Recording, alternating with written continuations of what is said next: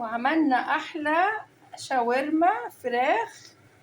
قطعنا الفلفل الالوان، غسلناه وقطعناه، وفلفل اخضر، وتبلناه ملح وفلفل وقرفه وجنزبيل وبصله شرايح كده جوانح، وكله تبلناه. وبعدين تبلنا كمان صدور الفراخ وملح وفلفل وقرفه جنزبيل، حته معلقه خل تبلناها، ومعلقتين لبن، وقطعناها صغير كده شاورما، وكله خلطناه على بعضه. وكمان بطاطسايه قطعناها كده، وخد زبده، حطيت 4 5 معالق لبن وقطعة زبدة هنا وهنا دفننا اهي، وهنحطها في الفرن، أحلى فرن دلوقتي، وتستوي جميلة جدا، أحلى من البانيه والزيت، علشان أكل صحي كده وجميل، وشاورما جميلة جدا. حطينا الزبدة هنا وهنا، يلا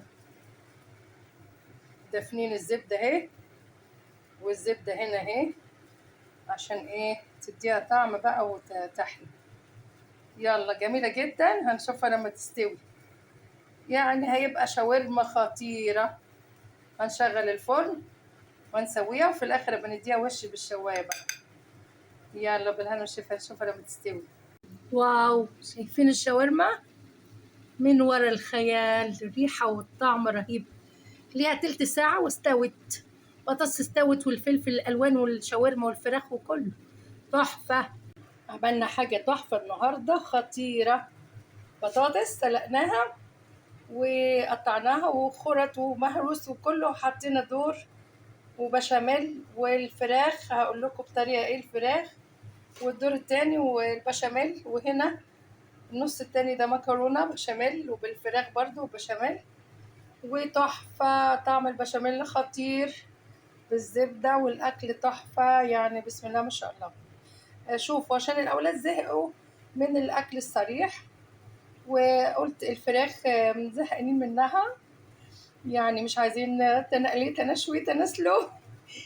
فعملت سلقت الفرخة كبيرة، سلقتها، وبعدين بعد ما سلقتها فصصتها بقى، نسرتها نسار كده جميلة، وعصقت حمرت بصلتين كده من قبل ما يحمروا، يعني دبلوا بالزبدة، ورميت عليهم الفراخ اللي انا نسرتها وقلبتها، طلع عصاق تحفة.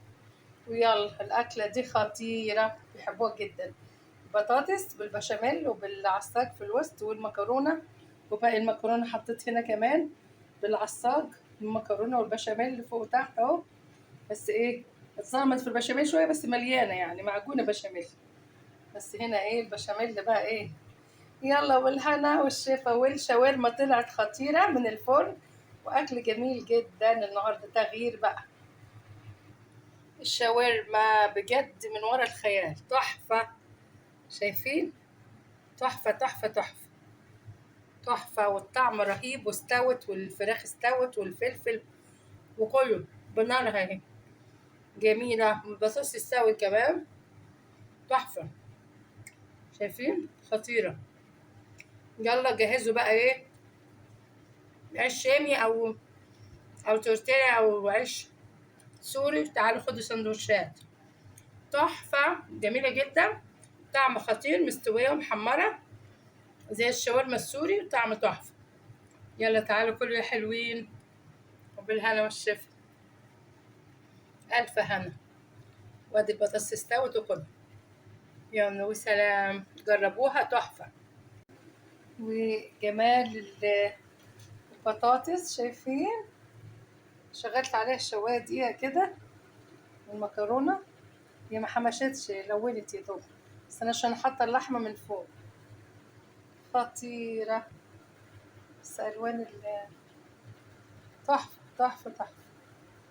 بطاطس البوريه أو البشاميل أنا مش هرساها على فكرة، عاملاها شرايح وفي خرط وكده، يلا تحفة، جربوها بتبقى سكر.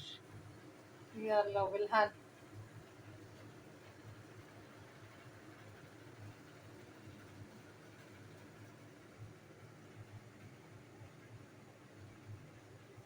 شايفين لونها تحفة، التصوير مش هعطيها حقها.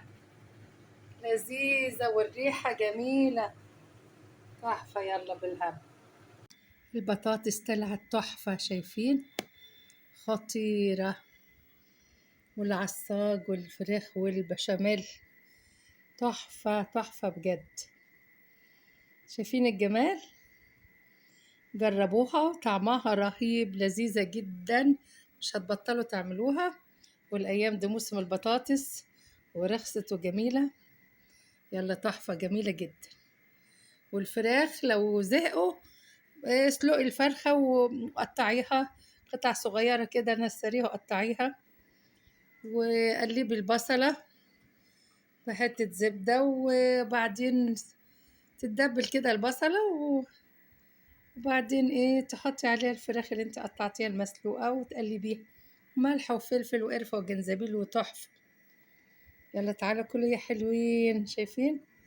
خطيرة. والبشاميل بقى وتحفة. يلا بالهنا والشفا، جربوها، طعمها فوق الخيال بجد، اختراع.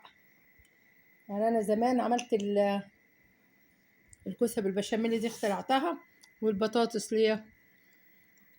ليا كده فتره، يمكن 20 سنه دي الاخيره بعمل برضو البطاطس بالبشاميل، تحفه. ابتدى الكل يعملها دلوقتي. يلا بالهنا والشفا.